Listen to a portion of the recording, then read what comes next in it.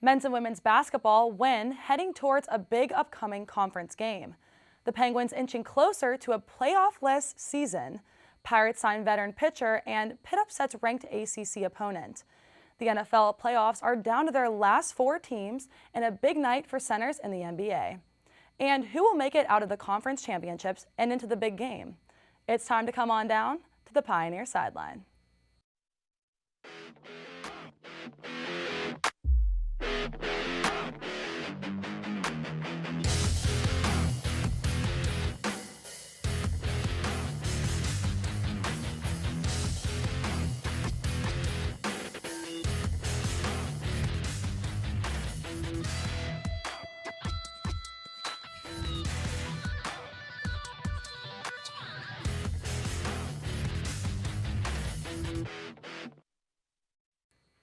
Hello everyone and welcome back to Pioneer Sideline. I'm your host, Natalia Hillen.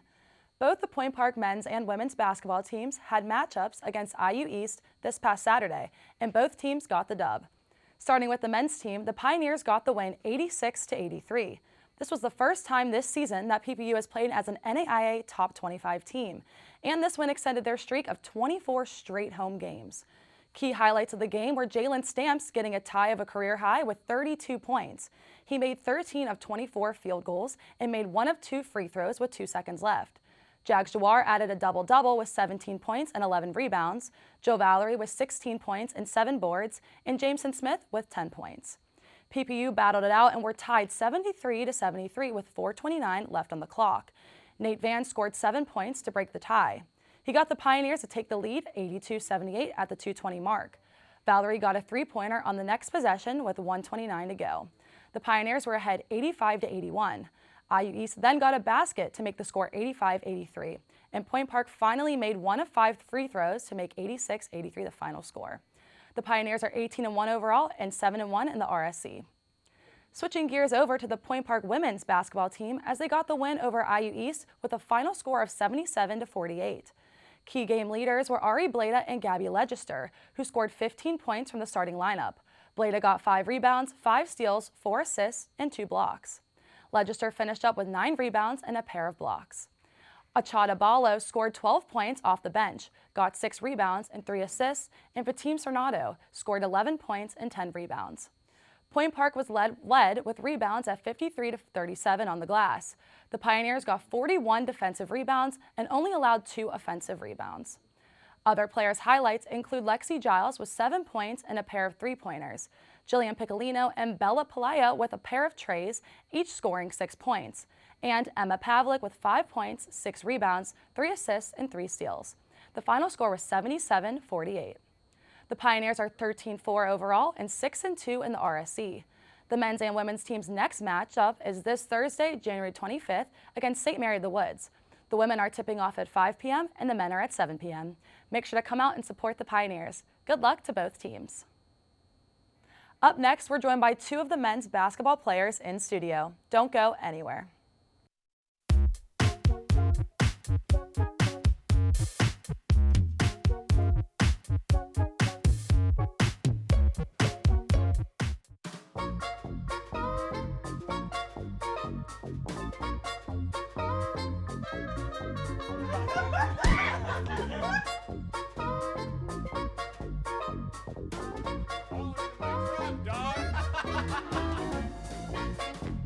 It's a tough crowd.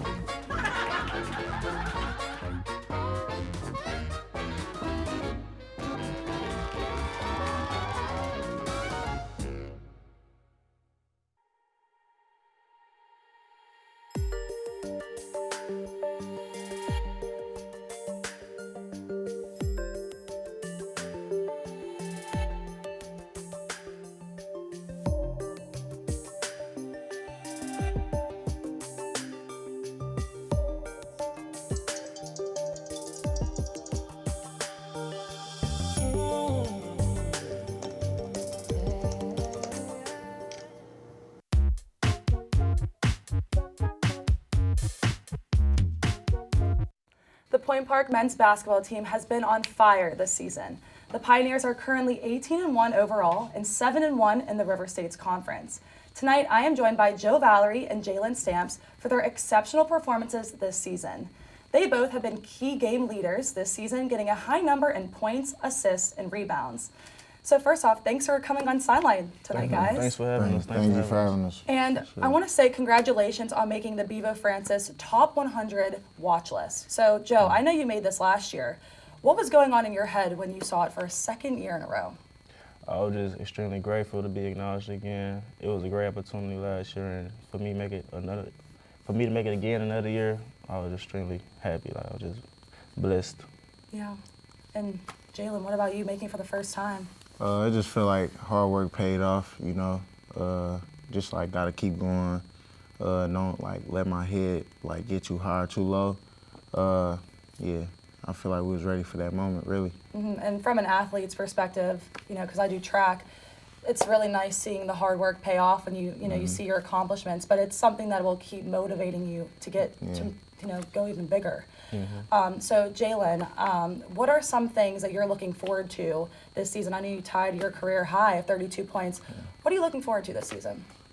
Just really keep going like with the same stuff we've been doing. Don't let like every game like, affect you. Like say like it wasn't your best game or say, yo, this was your best game.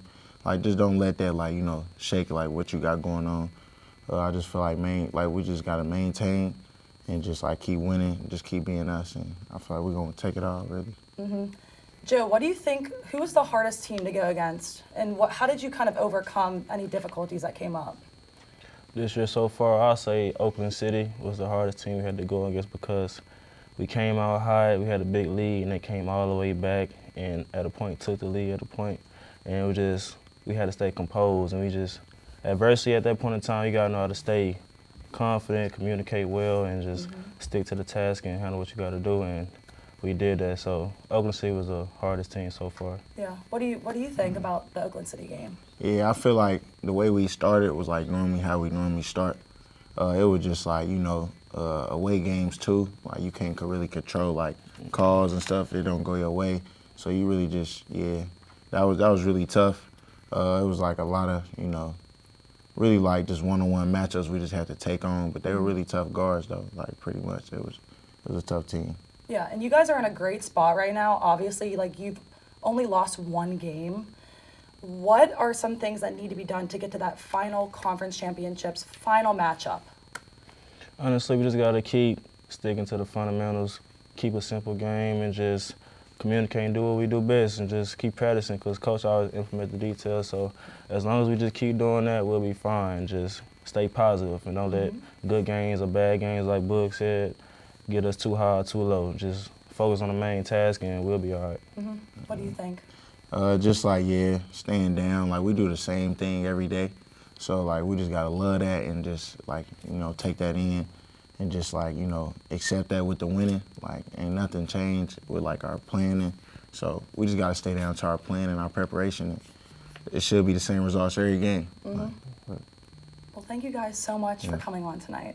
It means a lot. Thanks for having us. And good luck in your next game. I know you guys are going against St. Mary of the Woods on Thursday. That's a big matchup. So we're going to have to see how you guys take them on, and I'm excited to watch it. Yeah. Thank you. Come out and support the Pioneers this Thursday at St. Mary of the Woods. Tip-off is at 7 p.m., and you won't want to miss it. After the break, we're back with a recap on the track teams meet this past weekend. Stay tuned.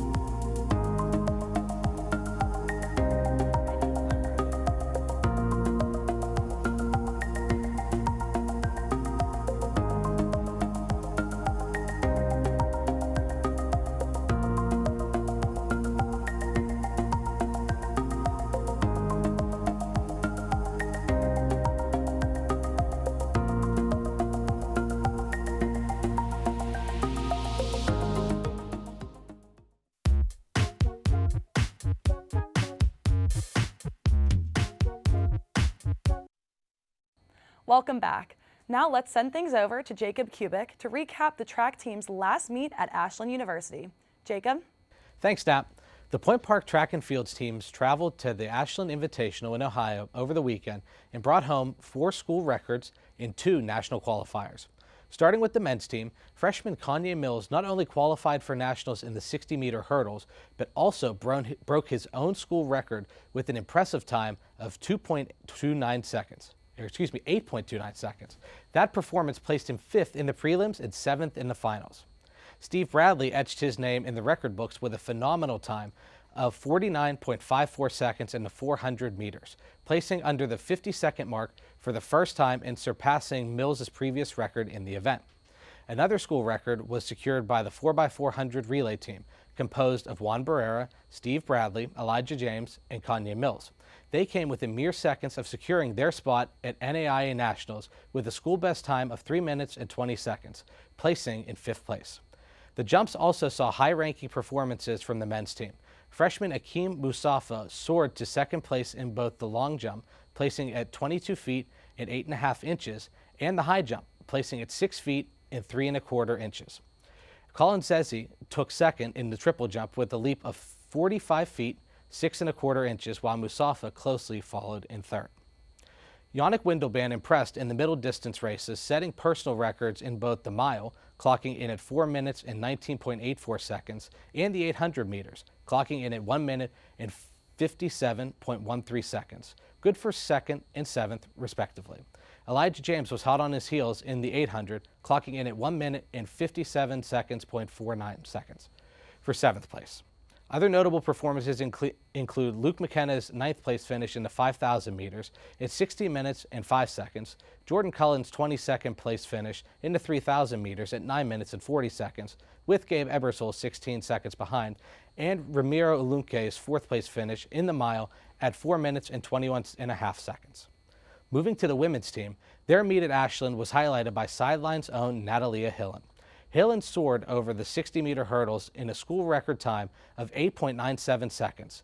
That's not only clinched a 2nd place finish at the meet, but also punched her ticket to the NAIA national meet for the 2nd time in her career.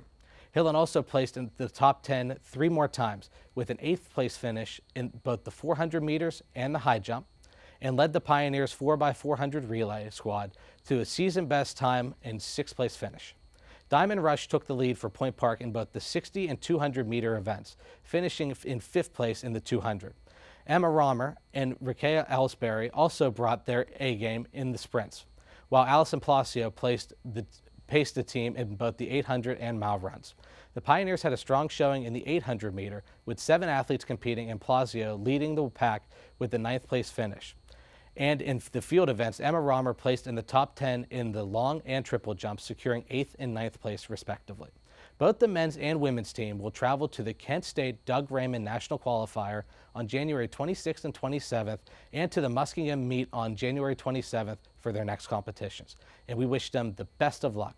Back to you at the desk, Nat. Thanks, Jacob. Last week, we shared the exciting news that Point Park will be entering the MEC. This week, our reporter Hannah Bazet spoke to student athletes and coaches about their thoughts and feelings on entering a new division. As Pioneer students returned back to campus from a restful winter break, they were met with an exciting announcement.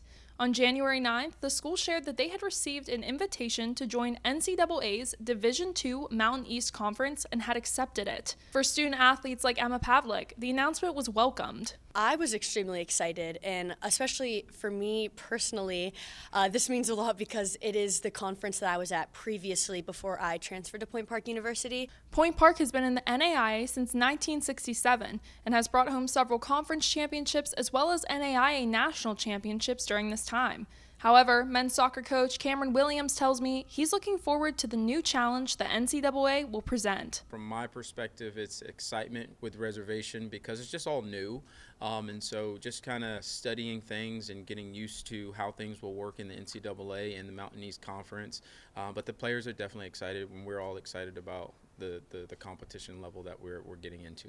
Coach Cam's soccer team will also be the first Point Park sports team to compete as members of the MEC. He says he's optimistic and believes that the soccer team can set things in the right direction for the rest of the Point Park sports teams to follow as their seasons approach. So and not that we're adding pressure to ourselves, but we are going to be the first team to compete in the Mountain East Conference officially, and so it's exciting for us, an opportunity. So. In addition to a new conference, the athletic department is now also under new leadership. In a letter put out nearly a week after the announcement, President Brusalis shared the interim hire of Scott Swain, the previous Vice President of Athletics, Recreation, and Campus Facilities at the Notre Dame College in Ohio. Point Park will become an NCAA Division II school starting fall 2024, after what President Brusalis referred to as a complex and rigorous process, continuing throughout this spring and into the summer. We're so excited for our Pioneer student athletes and can't wait to see how they perform in this new conference. Reporting for UView Television, I'm Hannah Bazet. Thanks, Hannah. After the break, we hear about the rest of the sports world. Don't go anywhere.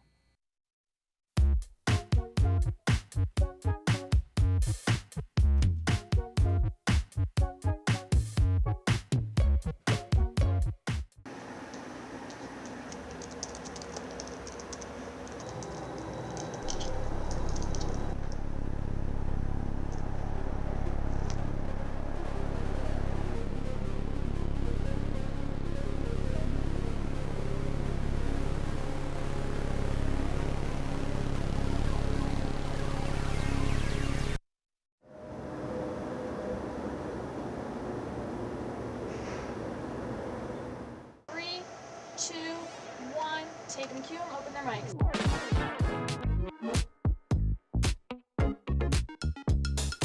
They mark the 1-year anniversary of the Pittsburgh Post-Gazette strike.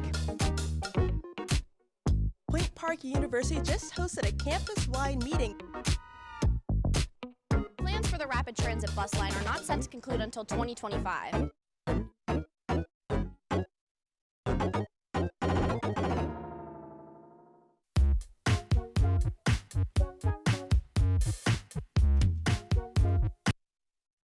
Welcome back. Now I'll be sending things over to Mike Hodgetts for all things locally. Mike? Thanks, Nat. The Pittsburgh Penguins headed into last night's game versus the Arizona Coyotes, losing 4 of their last 6 while looking to turn things around. Instead, they didn't do themselves any favors as they try to climb back into postseason contention in a competitive Eastern Conference this season with a 5-2 loss. Early in the third period, after the Penguins had just drawn a penalty, defenseman Chris Letang played the puck back to the center of Evgeny Malkin, but didn't account for where he was on the ice. This led to an own goal that gave the Coyotes a 4-2 lead they would never surrender. The blunder led to NHL first as the Coyotes became the first team in NHL history to score a power play goal without recording a power play shot in the game. Currently 5 points out of a playoff spot, the Penguins are on the outside looking in, and a loss like this could be demoralizing to their chances of recovering in the Eastern Conference. With plenty of firepower on their roster, including future Hall of Famer center Sidney Crosby, the Penguins will need to turn things around if they hope to be battling for the Stanley Cup in 2024. If not, it will be back-to-back playoff-less seasons in Pennsylvania for the first time since Sidney Crosby was drafted. The Penguins will come back home for a 3-game homestand, which starts Friday night for a 7 o'clock start against the Florida Panthers. In Pitt men's basketball news, the Pitt men's team made a huge statement this past Saturday, upsetting 7th-ranked Duke on the road 80-76 in a thriller. The Panthers hadn't won at Cameron Indoors since 1979, but the long drought was broken on Saturday as they pulled off the shocking upset. Duke was favored by 12.5 coming into this game, but Pitt didn't care. They came out hot and immediately went up by double digits and led for most of the game. Duke led 62-61 for a brief moment with around 8 minutes to go in the game, but other than that, the Panthers were able to maintain a consistent edge. The game came right down to the wire, but Pitt made sure the winning plays and came out with a win. This was a huge win for Pitt regardless of the drought, being that they hadn't won at Duke in 45 years. The Blue Devils are now 13-4 on the year, while the Panthers improved to 11-7 on the season with the win, and this could be the type of victory that can spark a run for the team. The Panthers' next game will be against Georgia Tech on the road Tuesday at 7. In Pittsburgh Pirates news, the Pirates have reportedly signed closer Aroldis Chapman to a one-year deal worth $10.5 million per The Athletic's Ken Rosenthal. The deal is still pending a physical as the 35-year-old Cuban flamethrower is headed into his 15th MLB season. Chapman finished up 2023 with the Texas Rangers after starting the year with the Royals. Chapman made $3.75 million last season, but he was able to bump up his payday thanks to his improved efficiency with the Royals and his success in the postseason with the Rangers, in which he wound up winning his second World Series ring in October. Chapman debuted with the Reds back in 2010 as he made his first of 4 consecutive All-Star games in 2012, also finishing 8th in NL Cy Young voting and 12th in NL MVP voting that year. The New York Yankees dealt for Chapman ahead of the 2016 season, only to trade him to the Chicago Cubs at the deadline that summer. Chapman helped Chicago clinch its first championship in 108 years before jumping ship and re-signing with the Yankees in free agency. Chapman remained in the Bronx through 2022, making 3 more All-Star appearances along the way. For his career, Chapman is 50-40 with 321 saves, a .253 ERA, and around a 1 career whip. He is also 3-4 with 10 saves, a .237 ERA, and around a 1 whip with 12.4 strikeouts per 9 innings and 44 career postseason appearances. The Pirates now have a veteran reliever they can turn to in the late innings besides David Bednar, who posted a 2 ERA and led the NL with 39 saves in 2023. Between the right-handed Bednar and left-handed Chapman, Pittsburgh manager Derek Shelton now has one of the most reliable 1-2 bullpen punches in baseball entering 2024. That's all from me and everything happening locally. Now things over to Matt Palengi to recap the rest of the sports world. Matt? Thanks, Mike. Who will win it all in the NFL? It's now guaranteed to be one of the 4 remaining teams as the divisional round has concluded. The first game of the divisional weekend was between rookie start quarterback C.J. Stroud with young and hungry players and coaches around him. The one-seeded Baltimore Ravens would be in their path, and that would be a tough path to cross. The score at half was 10-10, as this game looked like it could go either way. Kyrie Fairbairn, the Houston kicker, would miss a field goal to take the lead in the third quarter, and this would become a domino effect as Lamar and co. would score 24 unanswered with an eventual Ravens 34-10 victory. The matchup of a 7-seed versus 1-seed for the first time ever was played Saturday night as the Niners would just barely squeeze out a win after a missed Anders Carlson field goal would lead to a game-winning drive for the Niners and then a thrown interception by Jordan Love to give the Niners a 24-21 win. There has been a team with more downs than ups in their franchise existence, only making one NFC Championship game ever, that being in 1991 coming from the Detroit Lions, who declared victory over the Tampa Bay Buccaneers 31-23. Baker Mayfield's 2 interceptions would be the recipe to disaster in this matchup, one of those coming on the Bucs' last offensive drive into the hands of C.J. Gardner-Johnson. The final game of the divisional round would be the rematch again of the Bills and Chiefs. Josh Allen, having a chance at deja vu and sending the game to overtime, put together a great drive only for a missed field goal by Tyler Bass going wide right to allow the Chiefs to nudge by for a win 27-24. Tyler Bass has been automatic for most of his career in Buffalo, this one just being a heartbreaking miss for him. As we only have 3 more games left of the NFL season until we declare a victor, let's look at the historic night for 2 of the top centers in the NBA. Last season's MVP Joel Embiid decided to have himself a historic night as he already leads the league in points per game at 35. He wanted more. He would go for the most points in a single game Sixers history with 35 points in Monday's victory over the Spurs. While this was happening, Minnesota star center Karl Anthony Towns would go for 44 first half points and finish with 62 points, shooting 10 for 15 from the three-point line, but unfortunately still losing to the Hornets 128-125. In other news, Raptors All-Star Pascal Siakam was traded to the Pacers and would put up 21 points in his Indiana debut. As the morning of filming this, Hornets guard Terry Rozier was traded to the Heat in exchange for Kyle Lowry and a future first-round pick. Let's round third base and head home by topping this off with some MLB free agency updates. Rangers DH or catcher Mitch Garver signed a 2-year deal to join Seattle. The right-handed pitcher for the Yankees, Luis Severino, signed a 1-year deal to stay in New York, but to the Mets. All-star outfielder Teoscar Hernandez from the Mariners will assist the Dodgers in having one of the most historic and greatest offseasons of all time by joining Shohei Ohtani and Yoshinobu Yamamoto in LA. Marcus Stroman has left the Cubs and joined the Yankees, who already added all-star outfielder Juan Soto earlier in the offseason. That's all from me and the rest of us. Back to you at the desk, Nat. Thanks, Matt. After the break, we discuss the remainder of the NFL playoffs. Stay tuned.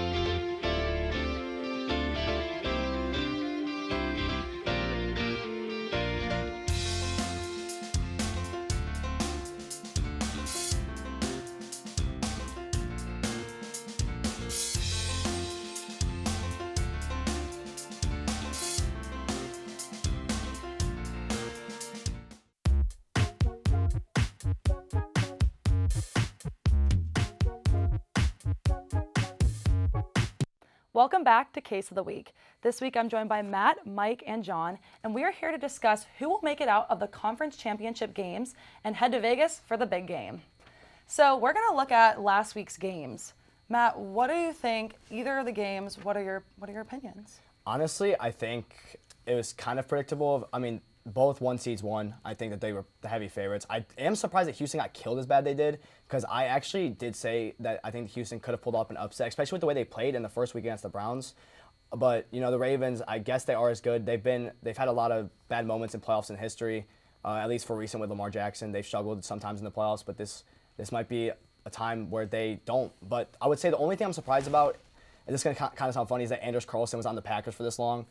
He kind of blew that game for them with his missed field goals, and he was bad in college. Technically, he was bad in college, and he hasn't been good for the Packers at all. And it really bit them that they wanted to rock with a young guy to try to, like, I guess, prepare him to get better. But instead, you could just picked up a guy that was better than him, because he really blew that game for the Packers. And I like how the Packers played. I like how they played the first week. And I'm just really surprised that one man blew that game a lot for them. They dropped a lot of interceptions. They should have won that game. They beat themselves, which I'm surprised that the Niners didn't beat the Packers as bad either. But for the most part, the better teams won. Chiefs, Bills, I wish the Bills got sent to overtime. I want to see if Josh Allen was going to get cursed by a coin toss again or not, even though the playoff rules are a little different. But as of right now, I think that, you know, those results were kind of predictable. Mm-hmm. Mike? I also agree with Matt. Again, going back to the Texans, yeah, I am also surprised they got blown out as bad as they did. But, you know, it just goes to show that the playoff inexperience was showing during that game. They couldn't handle Baltimore's top 5 total defense in the league, and C.J. Stroud just struggled all game. They couldn't get a run game going, and that's just the recipe for disaster. Also, going with Green Bay, I agree, Carlson should have not been on the team, but also that was another team that did not have playoff experience as well, and you saw that with some of the decision-making from the coaching staff and as well as Jordan Love, who threw that back shoulder interception. John? Yeah, I agree. To be honest, I disagree with them on Baltimore. Baltimore has shown they're the best team all year. They're going to roll. Detroit, what a story that was, continuing their run. Green Bay, I'm a little bit surprised they made it as close of a game as it was. And then Chiefs, Bills, what really surprised me was Josh Allen not being able to get that first down. Everyone's going to put it on the kicker. I'm putting on Allen. Josh Allen is the guy. He's got to get that first down. He's got to get the lead. A field goal is not good enough. So, yeah, Tyler Bass missing the kick was shocking, but Josh Allen has to step up there. Even though he had a great game, he has to step up when it matters most. Yeah. All right, so we're going to now look at the conference championships. Chiefs versus the Ravens, Lions versus the 49ers. Matt? It's every single AFC championship year where I just cannot pick against the Chiefs. They've made the last 6. If I pick against them, I'm going to look dumb when they somehow win again. Mm-hmm. Baltimore's better than the Chiefs, and I know for sure Baltimore's the better team, but you guys both mentioned playoff experience. Mike, you mentioned that a lot, and the Chiefs have more of that than any other team in the playoffs right now. I'm going to pick the Chiefs, and I'm going to pick the Niners to slightly beat the Lions. I don't think the Lions are that good. I think the Niners are really good. I think Chiefs versus Niners. I agree with both what you guys have been saying about the Chiefs. I'm going to have to agree with you as well, Matt. The Chiefs, like you said, playoff experience. You know, they've 6 straight seasons. This is their worst team overall, but yet they're still a driving factor. So I think they'll get it done. And I also am going to have to take the Lions slightly over the Niners. John? Yeah, the Chiefs are going to roll. They've been here, done that before. I picked against them last year. I'm not going to do it again. Right. Mm-hmm. Yeah. Give me the Chiefs and give me the Lions. You said they're not that good of a team. They're that good of a team. They got the O-line. They got the running backs, the receivers. Jared Goff is having a resurgence. Give me the Lions. Give me Detroit. The First Niners are also that good, though, so we can't go too far with that. I'm just going to be honest. The Niners are that good. Well, give me Jared Goff over Brock Purdy. We'll see on Sunday, guys. Yep. That's all that we have time for this week. Be sure to join us next week at the same Pioneer time, the same Pioneer channel, and the same Pioneer Sideline.